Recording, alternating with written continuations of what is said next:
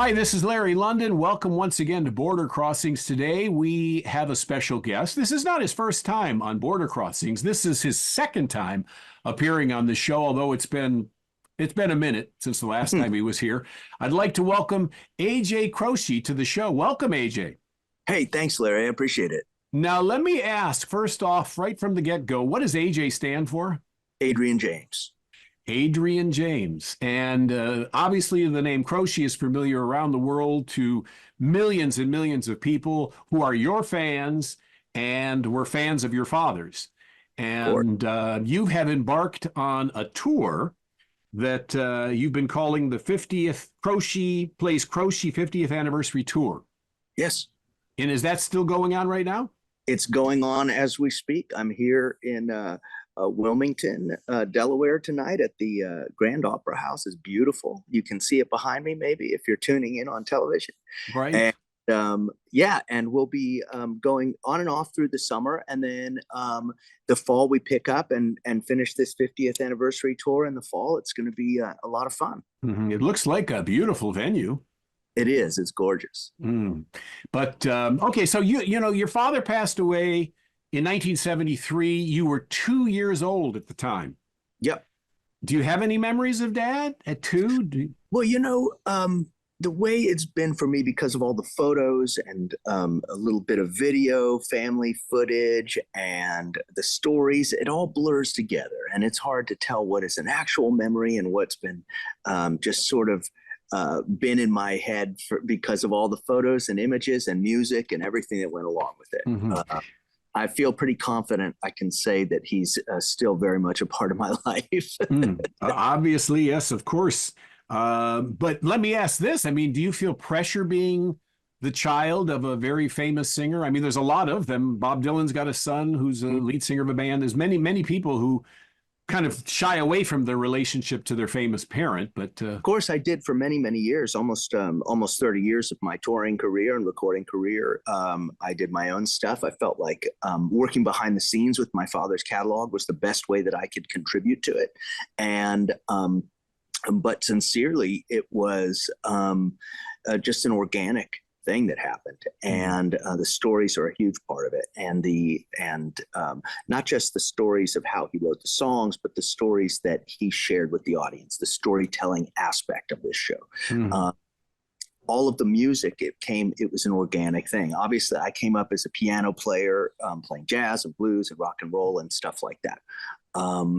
When I started playing guitar 20 years ago, which was kind of late for someone to start playing guitar in my 30s, I was really inspired to do it because I got my father's instrument. My mother gave me this, the guitar that he wrote everything on, this old 1933 Gibson LOO. It's absolutely gorgeous, still to this day.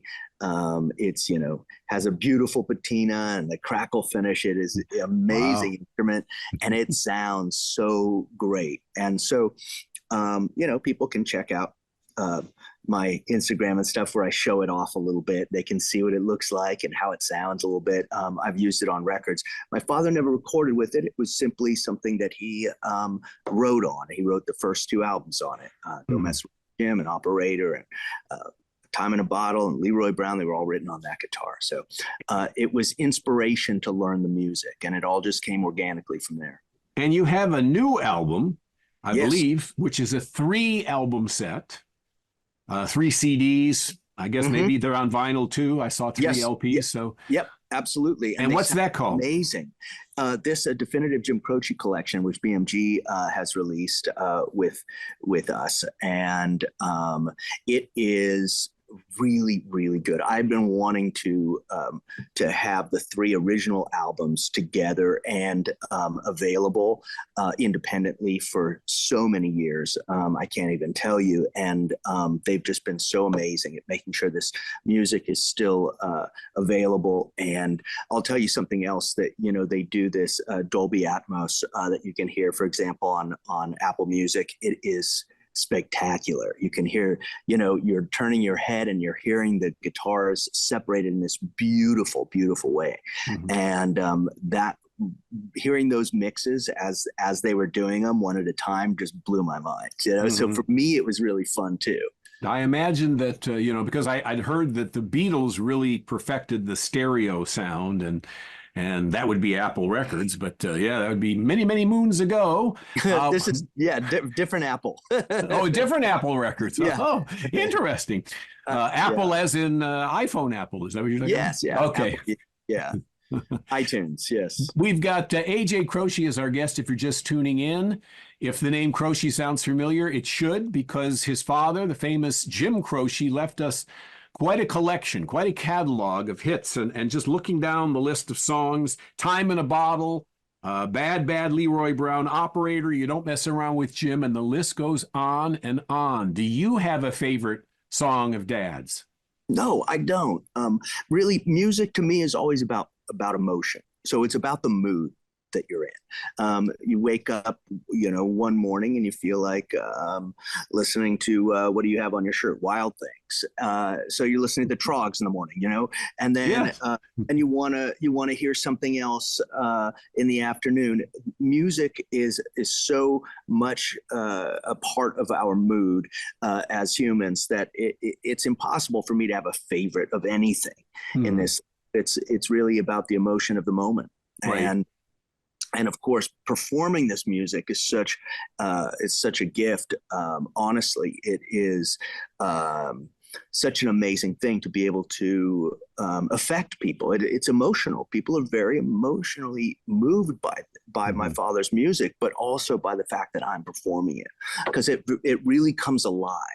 And I think that's why there's been so many people where it's 3 generations sitting in a venue like this, and they come to multiple shows because every night I open up the request lines. Every night that people shout out the songs they want to hear, including Freebird, and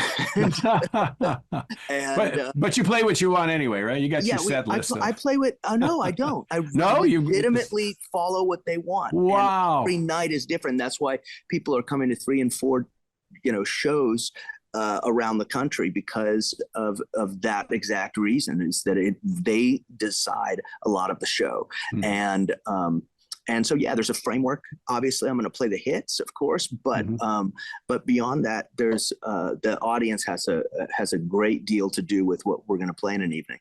It's just amazing. And I remember from the last time I had you on and you performed in our studios, you were able to visit us then, but pre-COVID, many, many years ago. Yeah, many years. I closed my eyes. You sound a lot like your dad. Certain keys, absolutely. Obviously, I'm much older than my father. Yes, he died at 30. Yeah. And, so my voice is older, but also my voice has always been a little bit raspier than my father's. And I think it was just one of those things. I'm not trying to sound like him. I'm not trying to play everything exactly like the records, although some stuff is. And there's some keys I sing in of some songs where I spook myself and I hear my voice and I'm like, it just sounds like my dad in that key, whatever, have to say I love you in a song, or New York's Not My Home or something, or any number of other things. And I'll hear my voice through the monitor and be like, oh my God, it's a trip. And I know your dad is looking down and he's very proud. You're keeping your music going. You're keeping his music going. Absolutely. I'm sure he'd have been very, very thrilled that you chose a music career. I mean, which you didn't do at age 2. So at what point in your life did you say, I want to do what my dad did? I never thought I would do what my dad did. I thought I would do what I would do. It was not, I don't think we generally think of, our parents' jobs in the same way we think of ours, even if we follow in their footsteps in some facet, whether they're, your father's a plumber or an attorney or a radio host. If you go into that line of work, you imagine yourself doing it a little bit differently than they did it. You're not going to wear the same clothes your father wore, most likely. You're not going to look the same. You're going to have your own personality. All of these things are relevant to what I'm doing. What I'm trying to do is celebrate his legacy the best way that I can, and share it with as many people as I can. Are Camille and Elijah inclined for music? They both are huge music fans. Eli has a natural ability, although he's gone more into acting and writing than he has into music. So, he'll always have a music to fall back on. We're talking with AJ Croce, and Dad, Jim Croce, passed away quite a while ago, 50 years ago. So that's why you're doing the Croce Plays Croce 50th Anniversary Tour, which continues how long, for the rest of this year or beyond? Through this year, and of course, I'll always, from this moment on, I'll perform his music in my shows. And I think there will always be, short tours here and there where I do something similar to this, but this one was really based around the 50th anniversary of his albums, not his passing. His album, Don't Mess Around with Jim, came out in 72, and that's how we started it. And then the next two albums came out in 73. Everything he did was all in 18 months. His career was 18 months long, and everything was written, recorded, and toured in 18 months. Granted, he didn't really technically tour I Got a Name because he passed away before it was released. The day before. yeah, about a week before, yeah. And so it was obviously a huge success, and curiously, Time in a Bottle, which was on You Don't Mess Around with Jim, was not a hit when it first came out. Don't Mess Around with Jim, Operator, New York's Not My Home, they all got airplay. Photographs of Memory got airplay, but it was after he passed away, and it was used in a in a television movie that it became really huge. I think it was Brian's song that really did it, in 1973. Yes. And so it was curious. It was like lightning in a bottle in a way. His music and your music are used in films and shows like Fast and Furious and X-Men and things like that. Yeah. Stranger Things was a huge thing. Yes. Too, because a younger audience became aware of his music and started covering his songs and buying it, listening to it, and absorbing it, and kind of found it independently of their parents and showed it to their folks. And I've talked to so many people that come to the shows, and they're like, well, they heard it from this, and then they told me, and obviously people my age grew up on it because it was on the radio and their parents listened to it. So it's, 3 generations now, and even 4. I imagine there are people come to the show, haven't seen you before. They say, oh, I like that song. And then they go tell their parents, I like this Operator. He did Operator. I love that song. And they say, what? That was a hit, in the 70s. But of course. So AJ Croce's with us. Are you going to do a song for us? Yeah. How about I start with Don't Mess Around with Jim? All right. Don't Mess Around with Jim. This is Border Crossings on the Voice of America.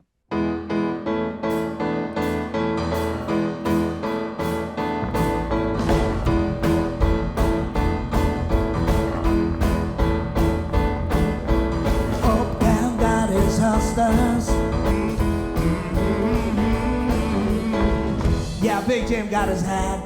Find out where it's at, not hustling people straight to you. Even if you do got a 2-piece custom made pool cue, where you don't tug on Superman's cape, you don't spit into the wind, you don't pull the man's carbo Lone Ranger, and you don't mess around with Slim.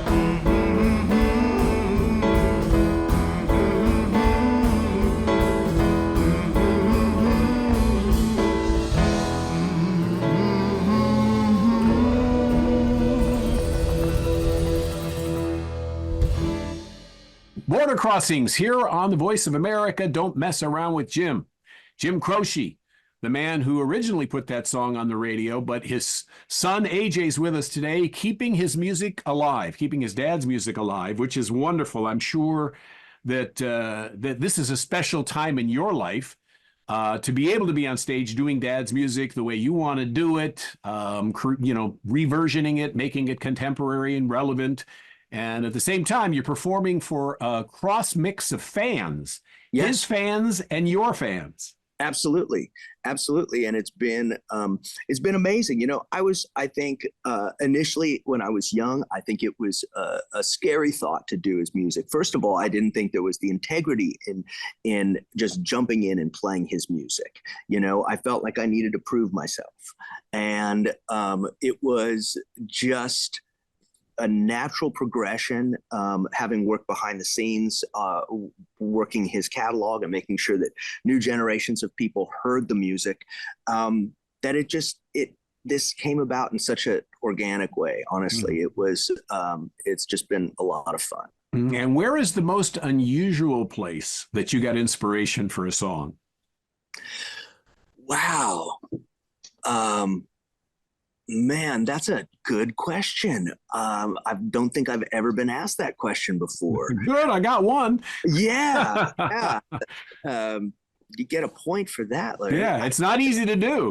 No, I'll tell you, you know, songs come from everywhere. They come from really from life experience, and so I think there have been songs that I've written that were sort of inspired by any number of things. So travel, for example, and the idea of all of the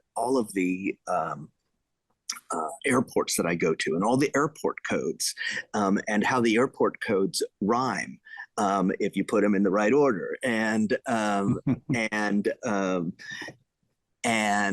how and so that was one example of a goofy thing I did, just this like kind of an exercise based purely on airport codes. And then just I think really ending up in amazing places that were just unexpected because of the life that I have, because I'm able to play music. And so I've been with all kinds of people all over the world and played music, and played in a gypsy caravan in Verona, Italy one time, and had inspiration to write something in that moment. Wow. Completely unexpected, on a you know, in a caravan with a bunch of dogs and a ton of musicians. Well, you have performed all over the world, that's for sure. You know, like I said, Dad had 5 albums. You have 11 albums, or this is your 12th album. The new album is your number 12, the definitive Croce, which was released on September 20th. I guess it would have been your dad's 80th birthday, or you know, somewhere around there. Yep. Yeah. He'd be 81 now, and it was just and then of course I have a new album that I'll be releasing next year. We just finished recording it with Shooter Jennings in California, and my band and I went out there in between the legs of this tour and recorded all new music. And so that was a lot of fun. And we're throwing, you know, maybe one of those songs in a night, just as to show something new, also for us to get used to playing it, and for us to, you know, stay fresh with it, you know. Mm-hmm. You've got some great musicians with you. You're a lucky man. You got Steve Miller band members, Van Morrison's band, Delbert McClinton, Dr. John. Yeah, they're wonderful. I mean, Gary Malaber plays drums with me. He was on Moondance and Tupelo Honey, all those Van Morrison records, and with Steve Miller for 25 years, and with Joe Walsh and Peter Frampton and Springsteen and on and on, and David Berard, who plays bass and sings with me. He was with Dr. John and Alan Toussaint, Etta James, and B.B. King and the Nevilles, and he's out of New Orleans. And again, you mentioned James Pennebaker, who was with Delbert and Fogerty and Freddie Fender, all kinds of folks. Wow. And the singers are absolutely wonderful too. You know, they've sung with all kinds of folks as well. So it's been 6 of us on stage, and we have so much fun. I'll tell you what, every night feels so alive. You know, we really just have a good time. I think everyone feels so lucky to be able to play music on this level in places like this, that it's a real gift for all of us. Even though you know, I've done it my entire life since I was 15, and of course, so is Gary, and he's 77. So it's wow. It is diverse group of people from all over the place, and we've really become one as a unit. Well, the gift is actually ours, because it's great music. You have always put out great music. And of course, your father's music is timeless. It's ageless. I guess they call it evergreen. These are songs that will live forever and ever and ever. Absolutely. And if I could talk about your dad for just a second, you guys Sure. grew up in Pennsylvania. Hmm. I guess dad is buried in Pennsylvania. Yep. And Valley Forge. Yep. And so he started at Villanova University in the Hmm. Villanova Singers group. That's right. He wasn't planning to do music. Well, no, I mean, he was studying language. He was studying psychology. He was DJing in college. He was playing. I was playing folk music and rock and roll and old R&B stuff and country music, all varieties on the weekends, and of course the folk group he was in. But I think that as he performed more and more, it just became clear to him it was all he wanted to do.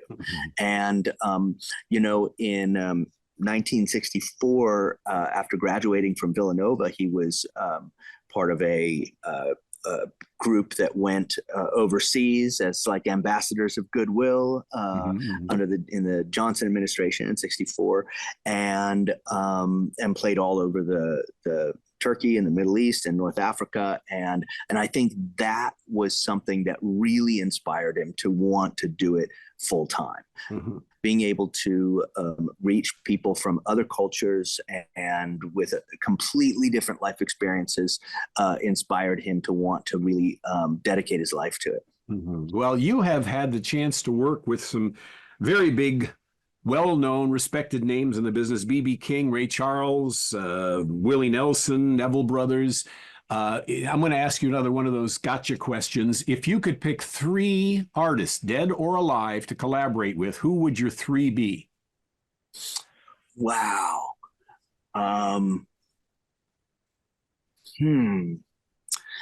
would say Antonio Carlos Jobim. I would say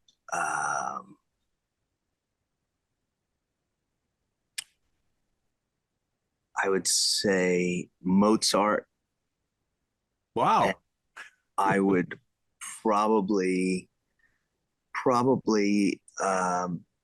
say Ray Charles. Yeah, and you did work with Ray, I guess. Yeah. But to be able to write something, I think that he was just one of those people that could go any direction. He was so capable, and it was just innate. It was just this innate gift that he had. What's the best advice you ever got, and who gave it to you? Cowboy Jack Clement. Now, Cowboy, my very first session, someone heard me. Her name was Mae Axton. She wrote Heartbreak Hotel for Elvis Presley.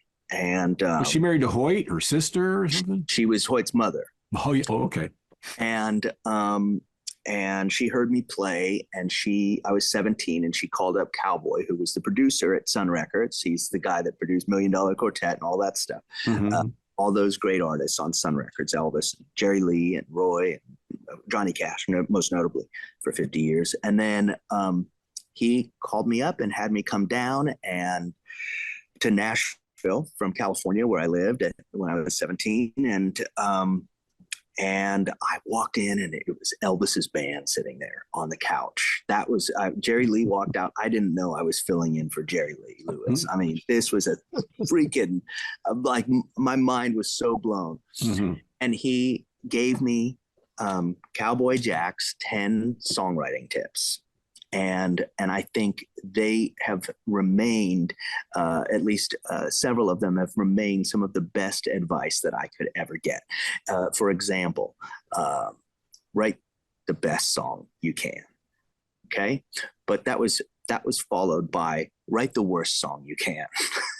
Because, and then he also on that list was always remember that record company executives don't buy records. And I think all of these things were about not taking yourself too seriously. obviously, and also recognizing that what you do as a writer and as a musician is not necessarily for the executives at a label, but for the people that you're performing for. Exactly. And that this is supposed to be fun. That's why we chose to do it, because it's fun. And when it's, if it's not fun, you're doing it wrong. And Right.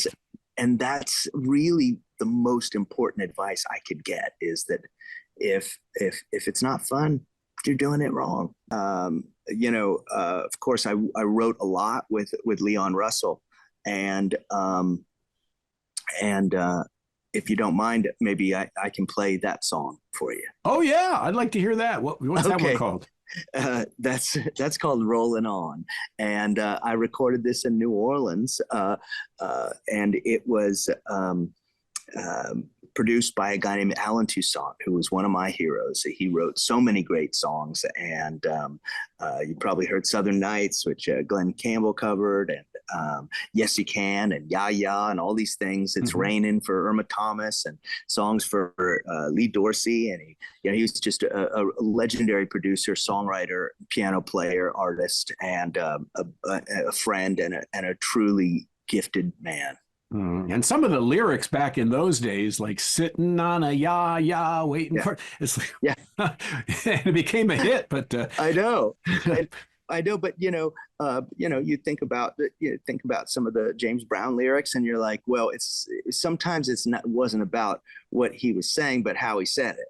right. But I think sometimes that could be said for Bob Dylan or Jim Croce or anyone. Right, exactly. You're right. A great songwriter is a great songwriter, no matter who they are, what era they're from. AJ Croce is our guest. You going to do the song that was written by Leon Russell? This is something we wrote together. In fact, it was the first thing we wrote together. And it was funny because I met him on Willie's bus after they performed. And that was a dangerous thing in those days. And you didn't know if you'd be fighting a mental battle just by walking in and breathing in the smoke. And so it was a great experience. We talked about all of the music that we really love. My father's record collection was probably even more influential to me than his own music, because I grew up with his collection. It was there my entire childhood until I was a teenager. And so it was that we had so much in common, Leon and I. And he called me up and he said, "You want to write a song?" And of course, what am I going to say, But yeah, I ended up being the piano player on this one, which was a little intimidating because Leon and I, obviously both play, and Alan is a wonderful player. He was a wonderful player. So that was a thrill, and being able to do it in New Orleans was a great thrill too. So on an album called 12 Tales. Yeah. The song is called "Rolling On." Rolling On with AJ Croce here on Border Crossings.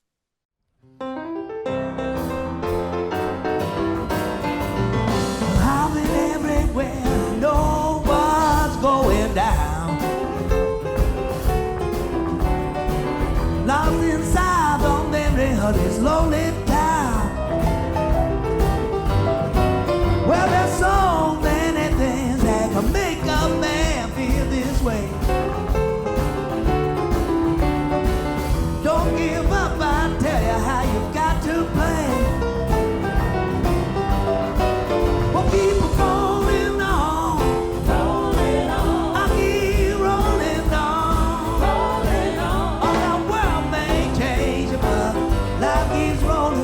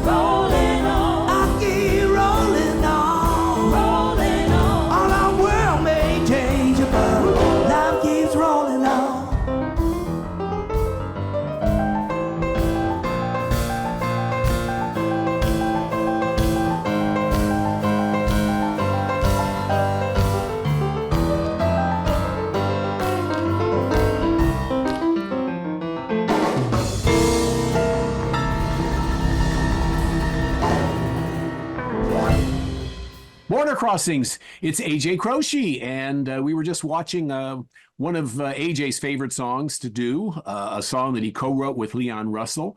And you sound great, and you know, you look remarkably like your dad, which is not at all odd because a lot of kids resemble their parents. It happens. The genes are the genes. DNA is a crazy thing. Did you ever have a mustache like that? Because I mean, that was a signature thing for him. I've been unshaven at some points in the last few years.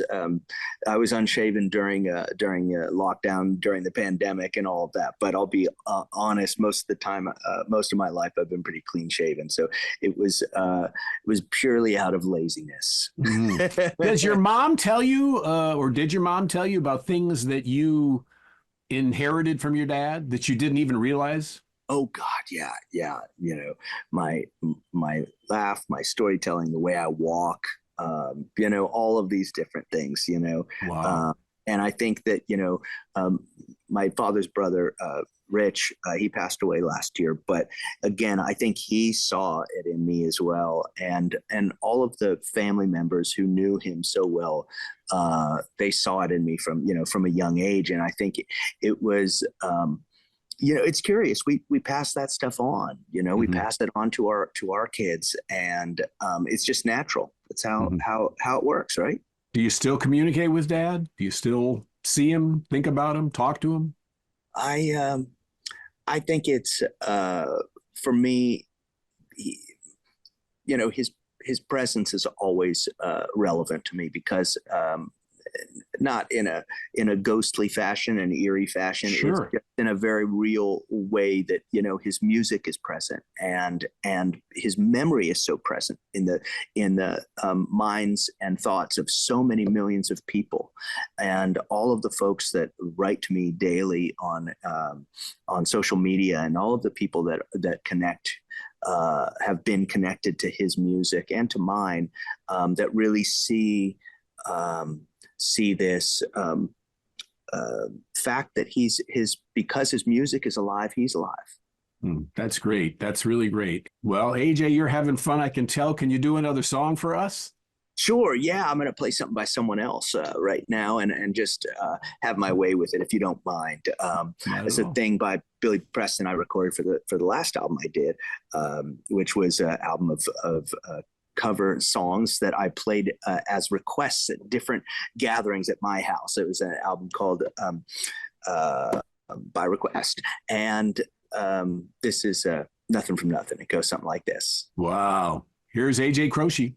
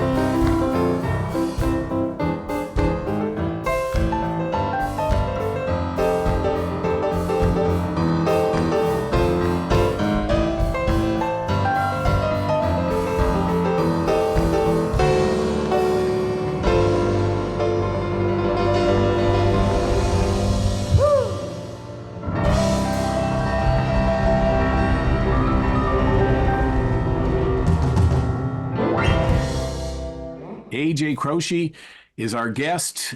His dad, Jim Croce, legendary music performer, tragically taken from us in 1973 in a plane crash. Are you afraid to get in planes? No, I figured the odds are pretty good. The odds are good? Yeah. I mean, they're the safest way to travel, first of all, and I figure it can only likelihood is that it's only going to happen to one person in the same family. Mm-hmm. The new album is the definitive Croce, and AJ's on tour. Croce Plays Croce 50th anniversary tour. Are you going international? Are you? Is there people around? Because we're on in 100 countries. So where can people expect to see you? Yeah, we'll be starting overseas, not overseas, in North America and Canada next year, and we have a lot of offers overseas for next year as well. Obviously, this year is completely full, but next year it's likely we'll be in Europe, possibly Australia, Japan again. The fans are all over the world, and I want to bring the music to them. Mm-hmm. And I know the Philippines are passionate people about music, and I'm sure they love the evergreen stuff. So absolutely, I would love to go. Mm-hmm. AJ Croce, well, thank you for joining us today and talking about your life, your career, your childhood, your father, and I wanted to ask, where can people find you? If they want to find you on social media or on the web, where do they go? They can find me on Facebook, AJ Croce. You'll see me there, and at AJ Croce on Instagram, and AJ Croce official on TikTok, and you should be able to find me all over the place. And ajcrocemusic.com if you want to buy tickets to any of the shows or check out where the tour is going to be going. It'll also have past dates, so if I was already in New York or Atlanta or wherever it might be. But we'll be coming back. So if you missed us the first time, you'll catch us next time. That's great. AJ Croce is with us here on the Voice of America. And before we let you go, we're going to give you a chance to say hello to your fans that might be international fans that are tuning in, and also to the troops who also do tune in.